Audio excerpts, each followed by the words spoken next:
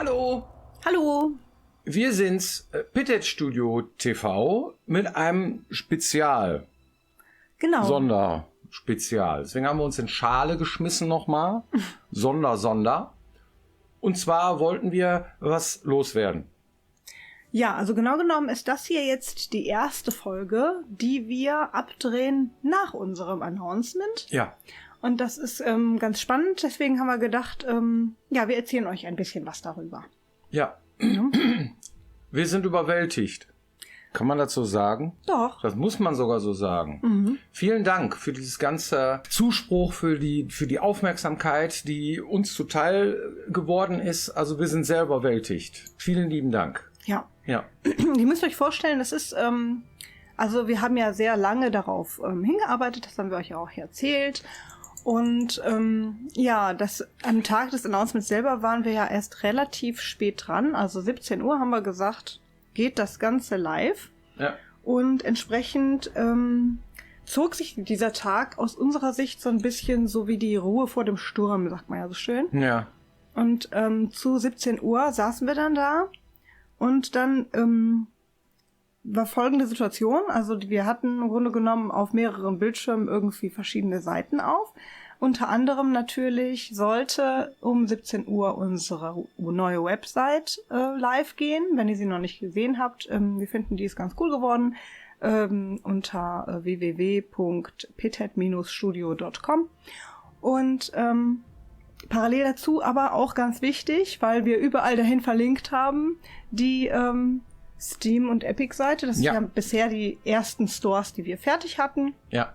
Und dann ist es so, wenn man diese Seiten vorbereitet hat, dann kriegt man quasi ein Approval von den Seiten und dann ist da so ein Button und dann jetzt hier live. Und wenn man dann da drauf klickt, irgendwie, da hat man auch die ganze Zeit Kriegt man Herzinfarkt.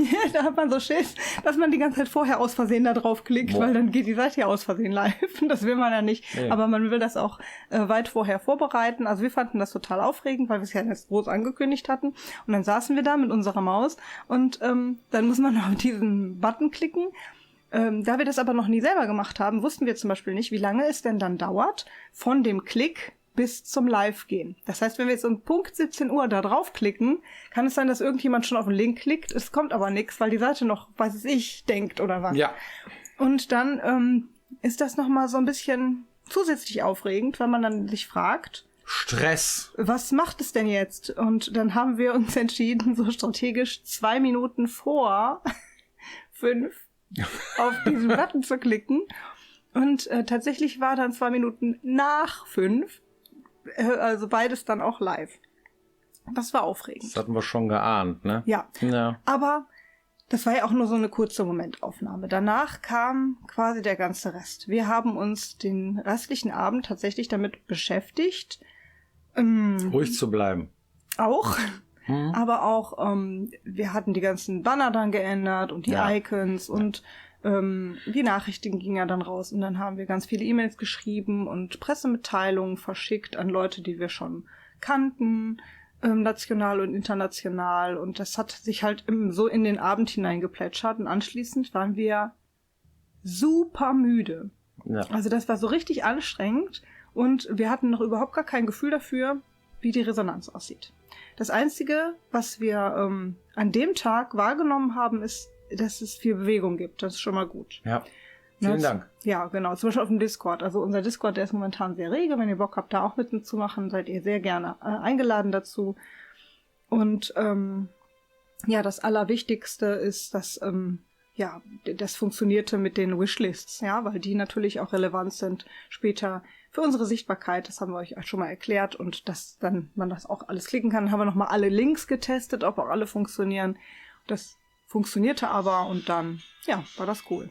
Ja, jetzt sind wir ein paar Tage weiter und haben gesehen, was ihr alles geschrieben habt und was ihr alles, also wo ihr euch überall gemeldet habt, und es haben unglaublich viele Menschen unseren Content geteilt und das ist immer total toll, weil nichts funktioniert, kein Projekt, keine Entwicklung, gar nichts ohne irgendwie eine Lobby ja. Ohne jemanden, den es auch interessiert, ohne jemanden, der das mitträgt. Und da sind wir euch sehr, sehr dankbar, vielen Dank, dass ihr das gemacht habt und dass ihr das fleißig immer noch mitmacht, denn weil es nur so funktionieren kann und das hat uns extrem gefreut und freut uns noch jetzt. Und wir geben uns jetzt ganz viel Mühe, dass wir in den nächsten Wochen und Monaten quasi kontinuierlich weitermachen damit, dass ihr dann auch peu à peu zu eventuellen Events, zu Messen, auf Social Media und so weiter von uns natürlich Sachen zu sehen bekommt und hört und wir parallel dazu natürlich immer ein bisschen weiterarbeiten, damit wir auch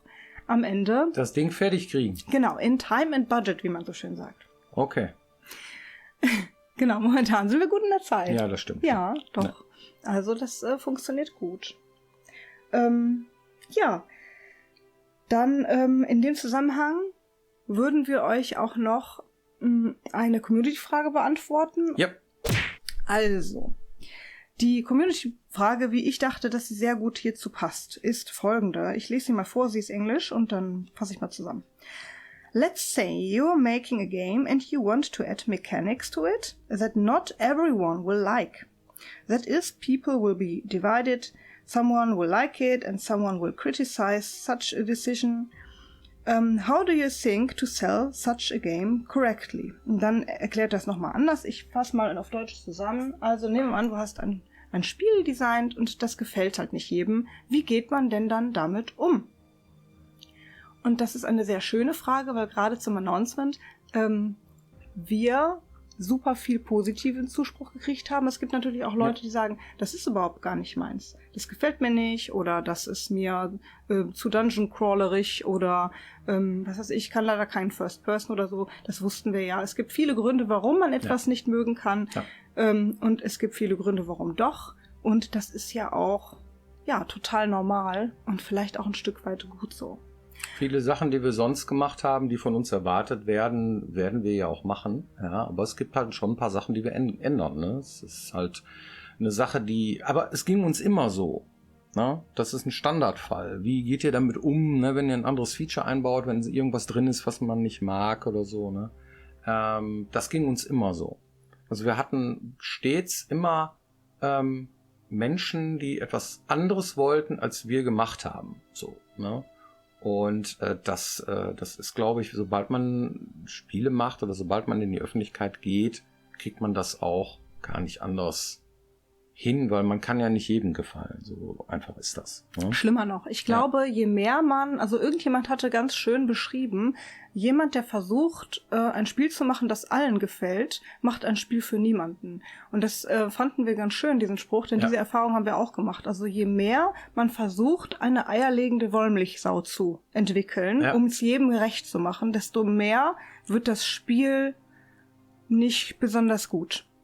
Deshalb ist es natürlich auch klar, dass es dem einen oder anderen dann am Ende nicht gefällt. Aber es hat dann auch den Vorteil, wenn wir zum Beispiel sehr transparent von vornherein zeigen, was das Spiel eben doch ist, was es kann, was es macht, was für ein Look and Feel es tatsächlich ist und wofür es gedacht ist, dann können wir uns auf die Sachen konzentrieren, die tatsächlich auch den Menschen wichtig sind, die so eine Art Spiel mögen. Ja. Und das ist nämlich viel wichtiger, dass man sein Publikum findet und die dir dann sagen, was sie sich noch wünschen. Weil da kann man dann mitarbeiten. Ne? Aber wenn man versucht, irgendwie breit zu streuen und jedem zu gefallen, da kann man nicht mitarbeiten. Also versuchen wir strategisch, so transparent wie möglich jetzt in den folgenden Monaten den Menschen zu zeigen, was für eine Art Spiel das tatsächlich ist. Wir glauben, das haben wir mit dem Announcement auch schon ganz gut hingekriegt, genau das zu erklären. Das sieht man an den Reaktionen, ja. Ja, und wenn man sich den Trailer zum Beispiel im Detail anguckt, sieht man das auch. Und dann finden wir die Leute, die sagen, oh, so etwas mag ich. Und das ist dann quasi das Zielpublikum, das man dann auch haben möchte. Und dann freuen wir uns natürlich insbesondere, wenn die dann zu uns finden und wir mit denen dann. Also die Kritik vom Zielpublikum, die wichtige ist, der wir uns dann auch annehmen können. Und das ist im Grunde genommen das große Ziel. Und das tun wir auch. Ne? Wenn es eingangs auch so klang, ja gut, Feedback ist aber wichtig, sonst kann man ja nicht besser werden. Ja, das tun wir. Ne? Wir kriegen ja immer tonnenweise Feedback. Nur das ist halt immer, man muss schauen, was passt denn und was nicht. Was macht das Ding dann wirklich besser für die große Gruppe, dessen Zielpublikum wir da anpeilen. Ne? Genau. Und das ist manche Sachen schließen sich einfach aus. Das ist so. Ne? Da kann man sicherlich, könnte doch man so machen und so. Und es ist sehr schwierig dann auch zu entscheiden. Viele Sachen sind eine Aufwandsfrage. Auch, ne? ja. Dass man sagt, okay, gut, das wäre cool, wenn es reinwandert, aber wir müssen schauen, ob wir es hinkriegen. Aber viele Sachen wären sogar kontraproduktiv für das, was wir da machen wollen. Und das wird sich auch rauskristallisieren über die nächsten Monate. Genau, deswegen arbeiten wir ja auch so damit, das habt ihr ja schon mitbekommen, dass wir ganz viele Fragen jetzt natürlich auch zum Spiel und zum Projekt und vorher halt auch im Allgemeinen so verraten und euch erklären, welche Sachen es gibt, welche Sachen es nicht gibt, warum wir uns für Dinge entscheiden und dann könnt ihr im Grunde genommen so ein bisschen daran teilhaben und hoffen, dass ihr dann ganz genau wisst, worauf ihr euch einlasst, wenn ihr uns weiter bei dem Projekt begleitet. Dankeschön. Ja. Wir haben aber noch was für euch. Oh. Ja, wir haben nämlich, Trommelwirbel, eine Trophy-Box. Oh Gott, das Ding? Ja. Ein Riesending. Genau. So, wir haben nämlich... Ich habe mich überhaupt nicht vorbereitet dafür. Da muss ich aber hier was holen. So. Wir haben ein geheimes Paket bekommen. Das wurde uns zugeschickt und wir super haben geheim. es noch nicht geöffnet. Nee, ist noch dicht, ne? Guck. Wir haben uns entschieden, das machen wir live. Also jetzt hier. Einfach so aufreißen. Guck mal hier. Ah, guck mal. Aha. Gott, jetzt stecke ich mir das Ding irgendwo hin. Guck mal. Nee, geht nicht. Muss ich doch abschneiden. So. Wo kommt das her, Jenny? Das steht hoffentlich gleich drin. Es gibt schon Getuschel. Getuschel? Ja, richtig. Das ist irgendwas mit geheimer Detektivarbeit zu tun, habe ich mir sagen lassen. Ach du lieber Gott. Ja, genau. Also, gucken wir mal rein. Das sieht aus wie ein Kleidungsstück. Sieht aus wie ein Kleidungsstück, was da drin ist. Aber das ist Pappe, ne? Okay. Okay, interessant. Also. Das ist ein kleiner Karton in einem großen Karton, der eingepackt ist wie eine Landkarte. So. Genau. Dann schaue ich mal, ist das nur Füllmaterial oder gibt es da noch die geheime Karte unter der Karte? Nein. Nee. Also hier ist ein Paket in dem Paket und auf dem Paket steht For the X Mysteries Team Only. Ich hoffe, da sind jetzt keine großen Geheimnisse drin. Jenny und Björn steht drauf. X Mysteries war ist ein Projekt, das wir gemeinschaftlich mit Raphael Sommer, Bianca Stücker und Dr. Marc Benecke gemacht haben. Genau, hat jetzt mit unserem Spiel nichts zu tun, ist ein Nebenprojekt, was wir gemacht haben, ein sehr schönes, wir haben mit denen zusammen ein Musikalbum gemacht, das wir auch sonntags wöchentlich auf unserem YouTube-Kanal hochladen, wenn ihr Bock habt, in die Musik mal reinzuhorchen. Macht das gerne. Und da ist das Paket. Oh, das ist relativ schwer und hart. Was ist das überhaupt für eine Landkarte? Was kann man da sehen? Afrika ist das. Okay, gut. Also ist die Welt. Aha. Ja? Unsere Welt. So ein bisschen Indianermäßig. Ah ja. Okay. Oh, das ist aber ein hübsches Kästchen. Ein Holzkästchen ist darin. Guck mal, ob da noch irgendwas drin ist. Ja. Sieht nicht so aus. Okay. Nur Angst, irgendwas verschwinden zu lassen. Jenny und Björn, ja. Okay. Also als erstes finden wir hier einen Brief. Ja. Auf dem Brief steht geschrieben vom Absender Arik Rembrandt, Dr. Arik Rembrandt, Leiter der archäologischen Expedition Wüste der Geheimnisse. Oh Gott. Und darin befinden sich ein paar Bilder von unserem Projekt. Ihr seht das noch. Ja, das X war Mysteries. das. Oder ist das Cover. Ja. Kleinigkeiten hier, guck mal, wie süß. Das ist ein Sarkophag. Genau. Ein ägyptischer Sarkophag. Ja. Oh, das ist cool. Guck mal hier. Der passt in unser Wohnzimmer. Hier ist noch etwas extra verpackt. Oh, das ist auch noch mal ein bisschen mit einem Hinweis drauf. Ja. Der Kopf des antiken Pharaos, okay. Muss man da mal in Ruhe durchlösen. Könnt ihr mal auspacken, damit ihr seht, was hier noch so zu finden ist. Aha, hier. Wie passend. Tutanchamun. Das ist witzig, weil das seht ihr jetzt nicht, aber wir haben in unserer Bude nicht nur diesen Anubis, sondern wir haben, vielen Dank an den Absender an der Stelle, auch noch ganz viele andere ähnliche solche ägyptischen Skulpturen in unserer Bude stehen. Insofern ist das genau richtig hier aufgehoben. Das wir gleich mal in Ruhe dann lesen. So, der Sarkophag, der fällt aber um hier. Guck mal, das hier ist jetzt auf jeden Fall eindeutig irgendwas für dich.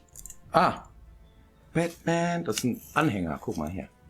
Ja, für euch interessant an der Stelle, unser Musikalbumprojekt X-Mysteries endet an dieser Stelle noch nicht. Es gibt nämlich noch einen Nachgang. Und wir werden uns jetzt mal mit unseren Geschenken hier beschäftigen. Und für euch gibt es natürlich auch dann im Laufe des Jahres nochmal für unser Nebenprojekt auch ein paar neue Infos. Und dann kommt nochmal was nach. Das kündigen wir dann aber an, wenn es soweit ist, weil das dauert noch ein bisschen. Und ja, bleibt am Ball. Es würde uns freuen, wenn ihr euch auch dafür interessiert, denn das ist auch noch nicht vorbei. Ja, vielen Dank für eure Aufmerksamkeit und nächste Woche wieder hier, wenn es heißt Pillet Studio TV. Genau. Vielen Dank. Bis dann. Tschüss. Ciao. Ja, Mann, das ist ja echt cool. Vor allem ihn hier, den finde ich total gut. Der ist auch richtig schwer, ne? Ja.